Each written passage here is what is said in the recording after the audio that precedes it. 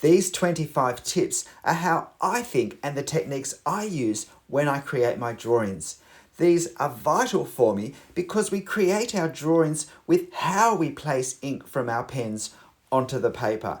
And lately, I've been drawing a wider range of subjects, and this has highlighted to me just how important point 25 is.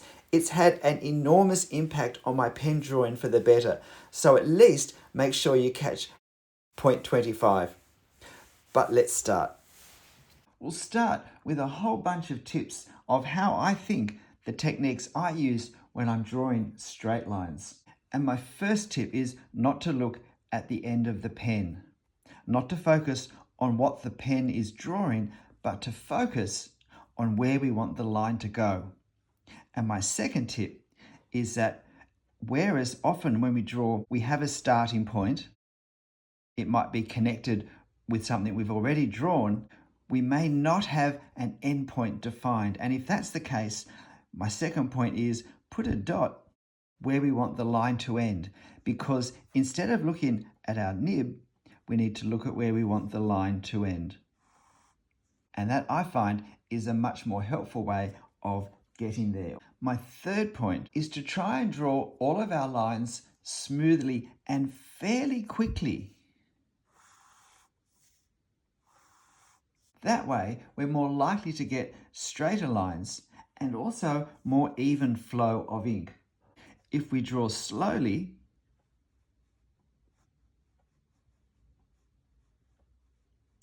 we're more likely to clench our fingers, to focus on the pen, to start to get a wobble from all the tension in our hand, and to get a much thicker line of uneven thickness, because the pen is in contact with the paper for longer, so more ink flows onto the surface.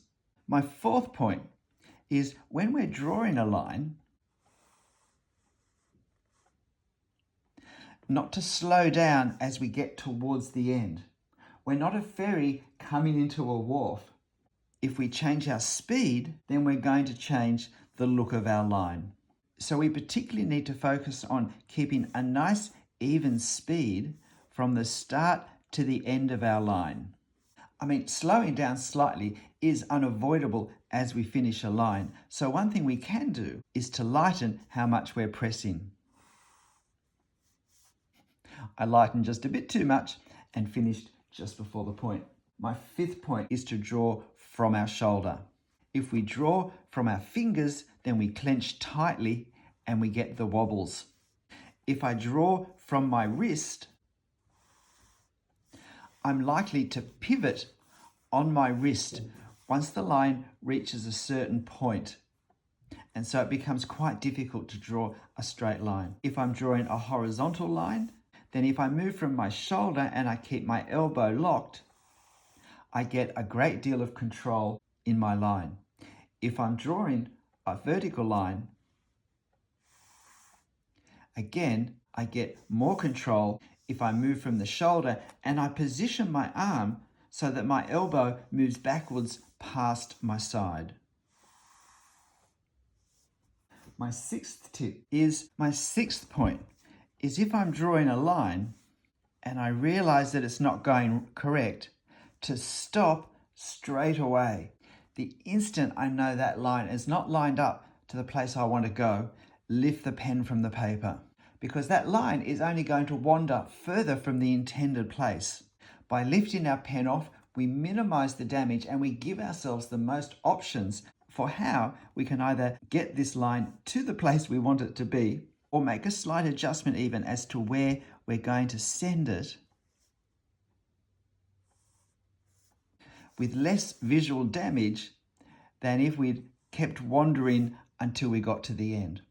But you've just seen me demonstrate my seventh point with line making, and that's if for some reason we need to stop a line, it may be a very long line and it's simply a longer line than we can comfortably draw without repositioning our arm.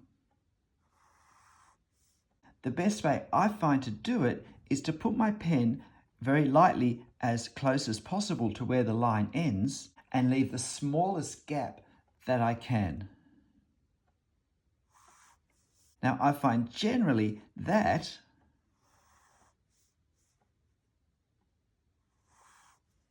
is visually less disturbing than this, although I didn't do such a bad job in this case. But often what we see is a hefty, stronger overlap, which just interrupts the flow, the visual flow of the line.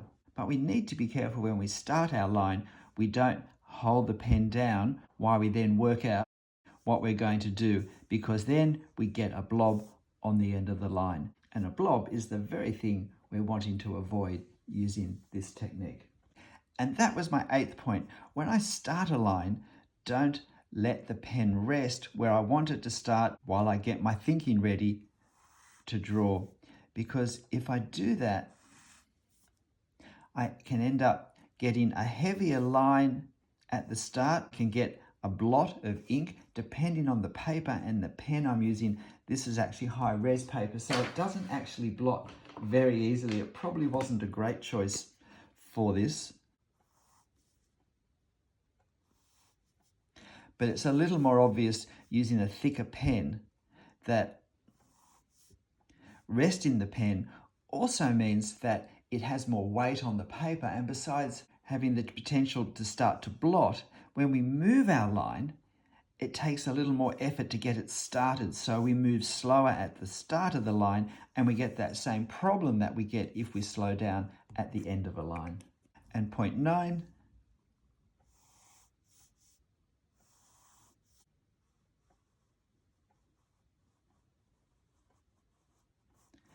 don't press too hard.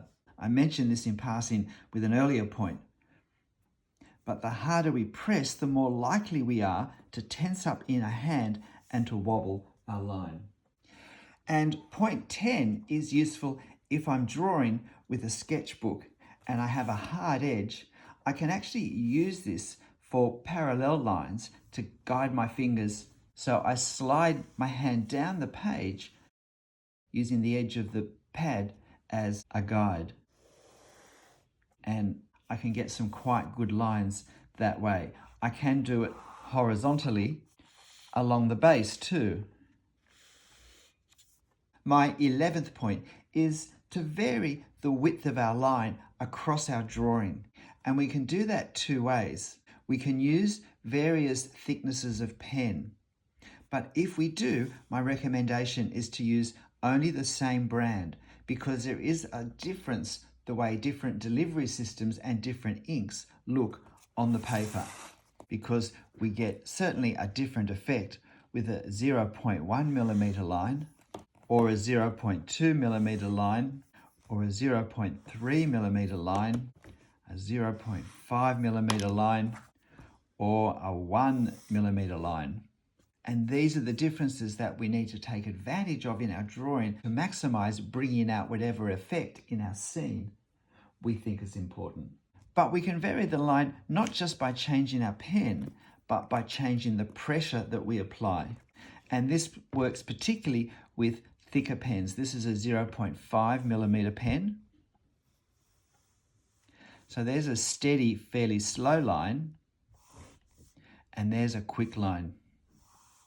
And there's something in between. And so sometimes using a heavier pen, a wider nib, can give us more flexibility without actually having to put our pen down. And this is another reason why it's often a good practice to use the same pen, the same brand of pens, because we get to learn all the characteristics that we can get out of, that we can extract from an individual pen.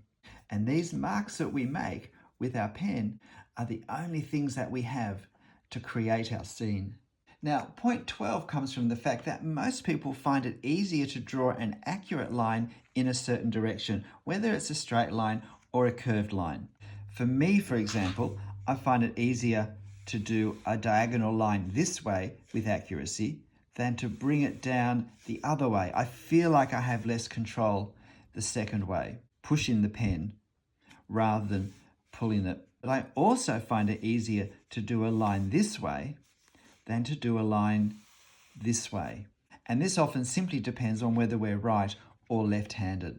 And so if I need to do a line in this direction, what I can do is reposition my paper so that the paper is in the direction of my more accurate, more easily drawn lines. And this works just as much, if not more, for me in drawing curved lines. As a right-handed drawer, I find it easier to do a quarter circle this way than this way. And that's got to be the best quarter circle I've drawn in that direction in my life. But what normally happens is I underestimate the curve too much. And again, what I need to do is when I'm drawing a curve in the direction that's more difficult for me is I turn my paper so that it's now in my sweet spot.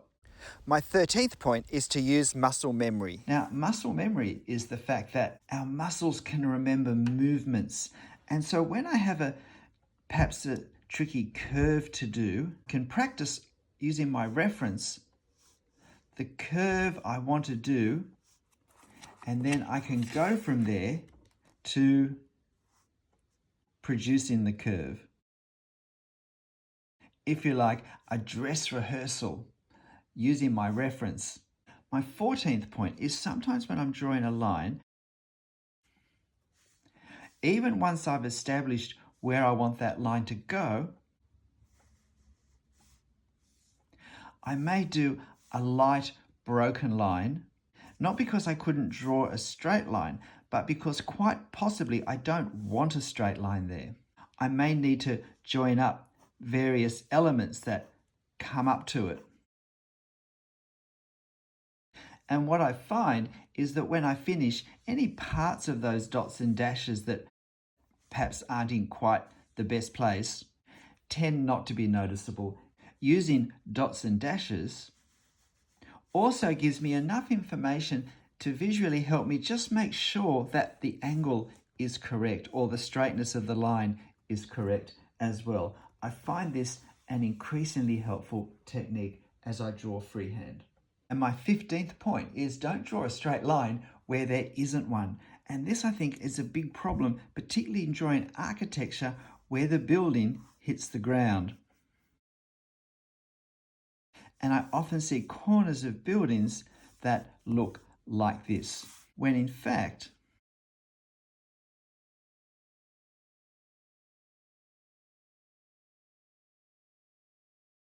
produces a lot of little uneven moments all the way along. And a slightly broken, jagged line even can end up looking far more realistic than a straight line. This can also work with the corners of buildings where we have stonework. This does not work as well as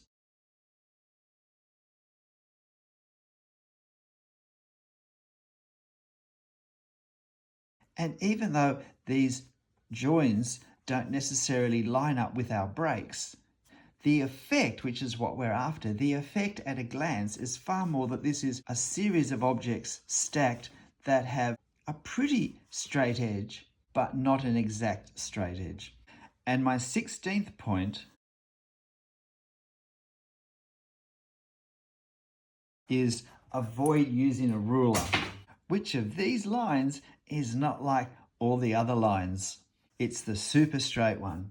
And sometimes, particularly when we have just a couple of, for us, longer lines than we feel really comfortable drawing, can be tempting to use a ruler for just those lines.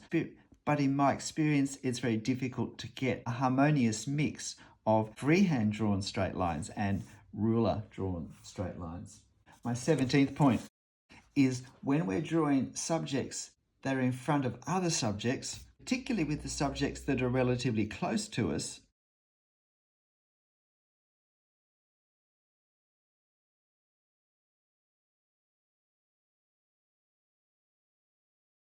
and when we have objects behind them,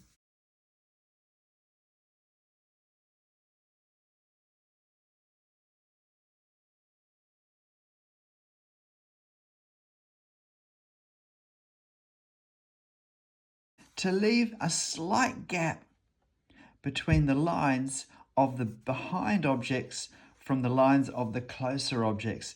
It just gives a little bit of breathing space to help make clear that there is some distance between the two objects. And certainly, we need to avoid doing this, which just creates visual confusion, makes it difficult to immediately know what's happening. My 18th point I mentioned with another point, but that's work out whether you're more comfortable pushing a line or dragging a line. And this can be different for different directions.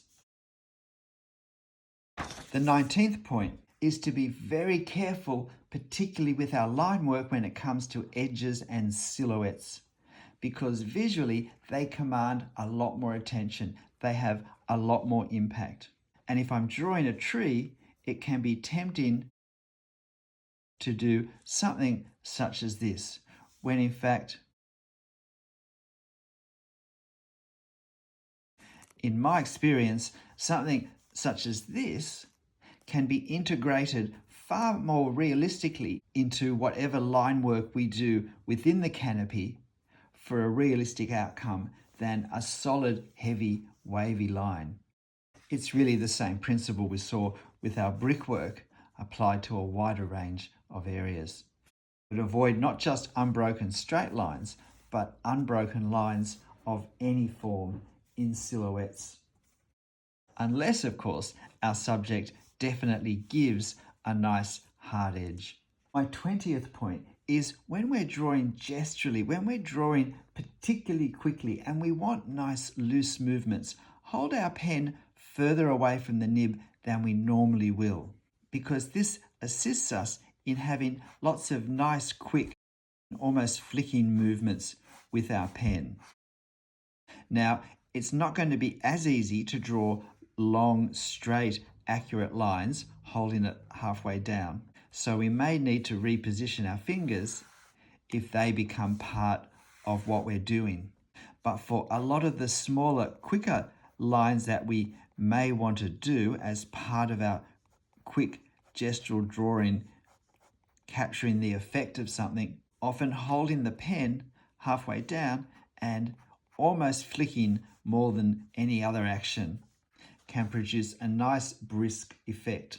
In fact, I'm moving so quickly with this pen, it can hardly get its ink out onto the paper, which gives me a lot more choice of marks I can make with it. Point 21 is to practice our right angle joins, particularly if we enjoy drawing architecture. Being able to have a nice, smooth, clean join at a corner is a very helpful skill to develop.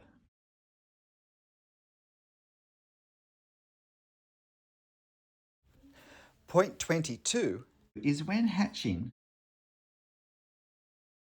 make sure we do separate lines and not be tempted to zigzag. Zigzag lines invariably create more ink unevenly in our work. We linger for longer at the ends because we pause while we change direction to go back, and we have uneven gaps between our lines at some points compared to other points.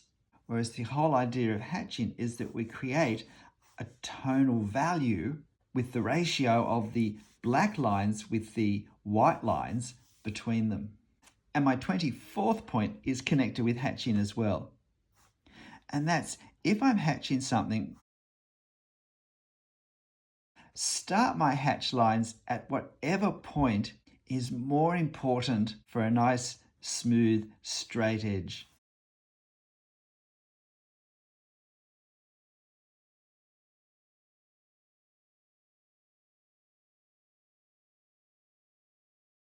Because it's easier to position the starting point accurately than to position the end point accurately.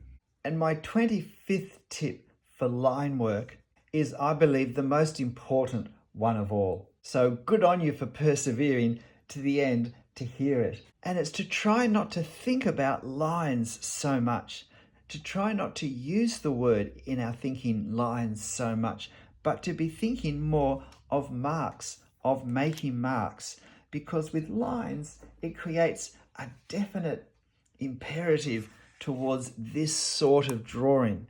And while this may work well for some subjects, as I believe it does for our Sydney Opera House, when we're thinking marks rather than lines, it opens up our creative thought processes to a much greater range of options to create a much more interesting and varied effect. In fact, there are many things, particularly if we move into nature, where we almost don't need to draw any straight lines at all. In fact, we can't. And these are often the things that people find more challenging to draw with pen. Drawing with a pen is all about creating an effect with our pen on the paper to create a scene, an object of some sort.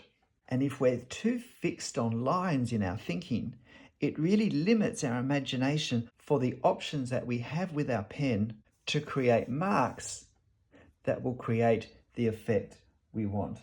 G'day, I'm Stephen Travers. Look, thanks for persevering to this point. I hope you found these 25 tips helpful. These are all the ways I think, I practice, I draw myself. And more, I'm embracing the thought process of thinking of making marks rather than using lines. And I find that it really does free me up with more options in my creativity for how I use my pen and the ink on the paper. But hey, whatever you draw and whatever marks or lines you use to draw it, make sure you have fun. I'll see you next time. Bye.